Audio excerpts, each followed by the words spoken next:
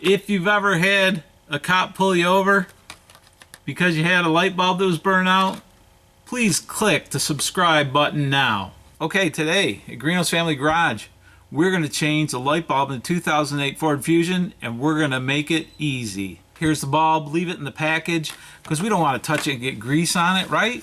We don't want to get grease off our hands, so I'm using rubber gloves. If you do touch the bulb, you can clean it with a clean towel and rubbing alcohol. And I've got this screwdriver. It's an angled Phillips head screwdriver. You'll see why we'll need that, but it'll make things easier. And also, I've got silicone paste for the connection. Now let's go do it. No matter your type of car, you first need to know which bulb to change. For example, on this 2008 Ford Fusion, you can see the replacement of the low beam number 1, the high beam number 2, and the front blinker running light number 3. Today we're going to change the passenger side front low beam bulb. And remember, hot bulbs can burn you.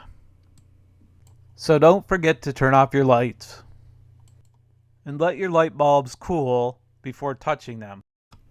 Next we will pop the hood and we will prop it up safely. In this case, the passenger bulbs are hard to reach without some information. On this 2008 Fusion, start the car and turn the wheel all the way to the left. Then turn off the car. Make sure it's in park and the parking brake is on anytime you get out of the car. There is a bulb access door on the front of the inner wheel well. Using a short or stubby Phillips head screwdriver, you can remove the screw to the access door. Here's an example of a stubby screwdriver. Ensure you save the screw. Remove the bulb access cover. You can see the rubber cover that houses the low beam light bulb. This is the bulb we are changing today. Remove the cover and notice the plug in the bulb.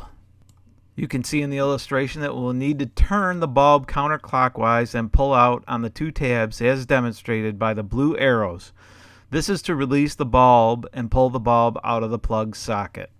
So now we have turned the plug in the bulb assembly counterclockwise about a quarter of a turn. You will notice it stop. Now you can pull the bulb out, but as you can see, it is still attached to the plug. Let me show you on the bench how the plug needs to be released in order to get the bulb free. You need to pry the 2 legs outward from the stops that hold the legs in place. If you don't do this, the bulb will not come out. Now put on your gloves and open up the new bulb. Be careful not to touch the glass, even with the gloves. Now apply dielectric grease for extra protection. Plug the bulb into the socket and insert it at the 7 o'clock position. Now rotate the bulb clockwise until it stops. After testing the lights to make sure the new bulb works, take the rubber cover and put it on the back of the low beam housing. Put the bulb access cover back on, insert the screw, and tighten it. Make sure when you're done that you turn your wheel back to the center. Well, that was easy, wasn't it? I mean, that's how it should be done. Make things easy. This is Greeno's Family Garage. Please click subscribe. Please click the bell next to the subscribe so you can get notified when we have new videos out. And this repair is officially Brass Hammer approved. And this is Greeno. Peace out.